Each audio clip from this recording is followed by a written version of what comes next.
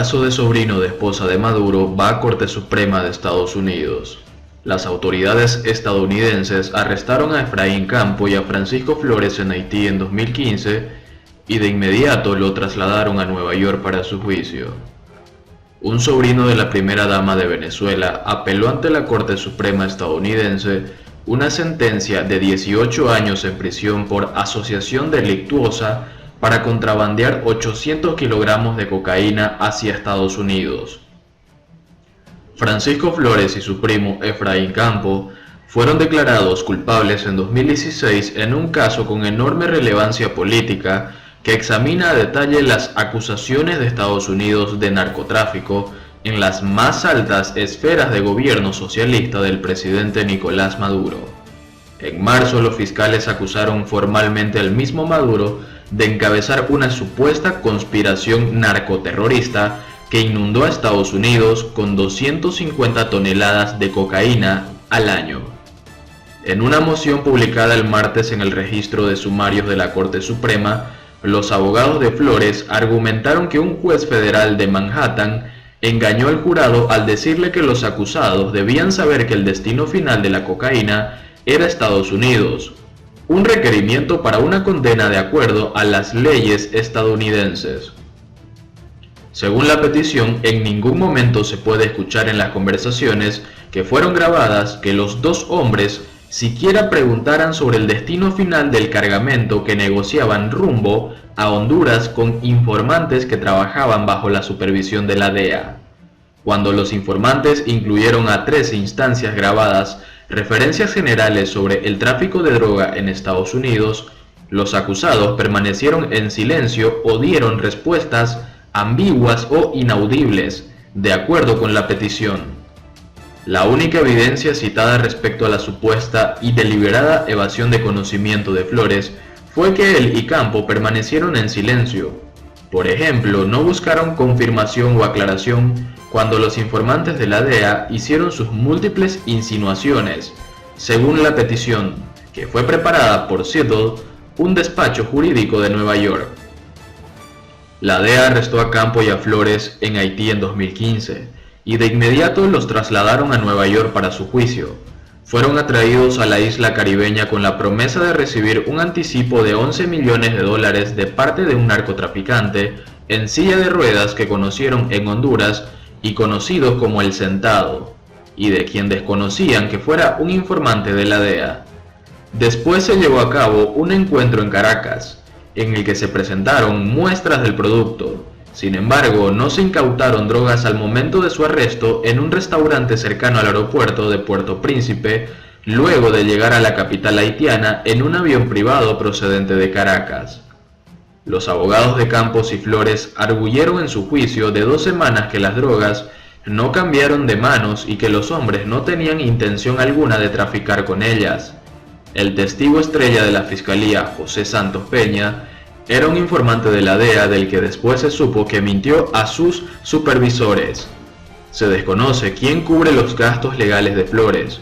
Michael Levy, un abogado de Austin, se negó a comentar, pero en un juicio ante un tribunal menor, su equipo legal fue financiado por Wilmer Ruperti, un magnate naviero venezolano allegado al gobierno de Maduro. La primera dama Cilia Flores, a quien Maduro se refiere como la primera combatiente, es una de las integrantes más influyentes del gobierno revolucionario de Venezuela y constantemente se le ve al lado de su esposo en apariciones públicas. Prácticamente ninguno de los dos ha hecho mención sobre la condena de sus familiares en Estados Unidos. Por otro lado, el muro de Maduro. La dictadura de la antigua Alemania comunista levantó un muro para separar a sus ciudadanos de sus hermanos de la otra Alemania y del mundo occidental. La dictadura terminó cuando los hombres y mujeres de aquella región de Europa derrumbaron el odioso muro de Berlín. En Venezuela el chavismo ha levantado un muro de represión y control social para separar a la familia venezolana. El muro de Maduro no es, por ahora, como el de Berlín, de hormigón. En la frontera con Colombia han cerrado los puentes que unen físicamente utilizando estructuras metálicas tipo container. No debe extrañarnos si en algún momento surgen además alambradas u otro tipo de obstáculos físicos distintos a los policiales, militares y pseudolegales, que han levantado para contener a un pueblo, ya de por sí afectado por la miseria producida por el socialismo chavista. El muro más infranqueable de Maduro es la soberbia y el tosudo empeño en imponerle a la sociedad su arbitraria presencia, en compañía de la camarilla que durante 20 años ha saqueado y destruido a la nación. El muro físico de Maduro son las armas de la República y las de los grupos criminales, establecidos para sostener en el poder a la cúpula depredadora. Ese muro existe en cada ciudad, pueblo, barrio o caserío de nuestro país. El gran desafío de nuestra sociedad es derrumbar ese muro, es abrir las alamedas de la libertad. Lo que está planteado en este momento no es elegir funcionarios legislativos o ejecutivos para cubrir espacios en la nomenclatura del Estado socialista. Lo que está planteado es recuperar la libertad. Nuestra sociedad está tan afectada por el largo periodo de autocracia por la miseria, ruptura familiar y dolor creado, que no tiene motivación alguna para entrar en una disputa de egos, aspiraciones y contradicciones en el seno de la sociedad democrática.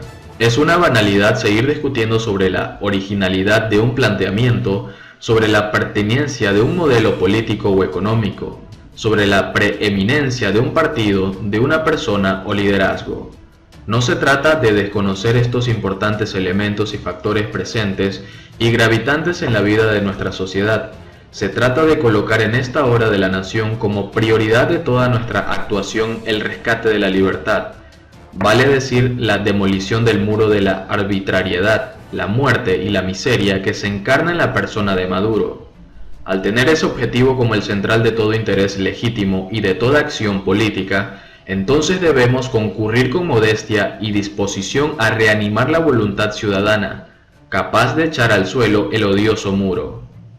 Abiertos los cauces de la liberación nacional, habrá espacio para el rescate y accionar de los partidos, para el debate de los modelos culturales, políticos y económicos que vamos a impulsar, para los liderazgos disponibles y por surgir para la conducción del Estado y de las diversas organizaciones de la sociedad. Es hora entonces de impulsar la concurrencia a la lucha por derribar el muro, que cada ciudadano, dirigente, organización o grupo existente se coloque en plan de aportar fuerza y acción en una sola dirección. Una fuerza concentrada y direccionada a la destrucción del muro podría lograr el rescate de la libertad. Es hora de abandonar las luchas estériles, la aplicación de fuerzas divergentes. Las mismas no ponen en riesgo ese muro. Centremos nuestra energía, nuestros recursos, nuestra voluntad en empujar todos en una sola dirección. Solo así derrumbaremos el muro de Maduro y restaurar la democracia. La lucha planteada es el primer paso para concretar cualquier acción, es la firme convicción interior de cada ciudadano, para concretar el rechazo al modelo del socialismo del siglo XXI. Luego la decisión de manifestar ese rechazo, la iniciativa de efectuar una consulta plebiscitaria para ordenar el cese de la usurpación, constituye una oportunidad para hacer efectiva dicha decisión. Efectuar esta consulta no tiene por qué ser incompatible con otros planteamientos que sectores de nuestra sociedad formulan y solicitan para lograr el final de esta oprobiosa situación. Trabajemos esa propuesta, la de la consulta plebiscitaria, sin la pretensión de presentarla como la batalla final o definitiva, sino como una fundamental en la dirección de lograr la libertad. Puede llegar a ser definitiva, puede tener un efecto desencadenante hacia otros eventos capaces de resolver la situación y en consecuencia rescatar el Estado de Derecho. La ventaja de la consulta plebiscitaria es que su éxito depende fundamentalmente de la capacidad de unificar nuestras fuerzas en la sociedad democrática, de nuestro espíritu de lucha y de nuestra auténtica voluntad de poner por encima los intereses de un pueblo sufrido. Si todos empujamos contra el muro, podemos abrirle el boquete por donde se abre el cauce de la libertad. Ciertamente necesitamos la ayuda del mundo democrático, como se ha afirmado. Solos no podemos, pero no podemos esperar que vengan a auxiliarnos si nosotros ni siquiera expresamos el rechazo al régimen, y por el contrario buscamos hacerle el juego en sus burdas maniobras políticas para el control ilegítimo de los poderes del Estado. No podemos quedarnos inertes esperando que otros vengan a resolver nuestra tragedia. Nosotros podemos pedir auxilio, pero estamos obligados a ofrecer nuestro concurso, más allá de lo que ya hemos dado. La comunidad internacional decidirá la forma y momento de la cooperación dispuestas a ofrecernos.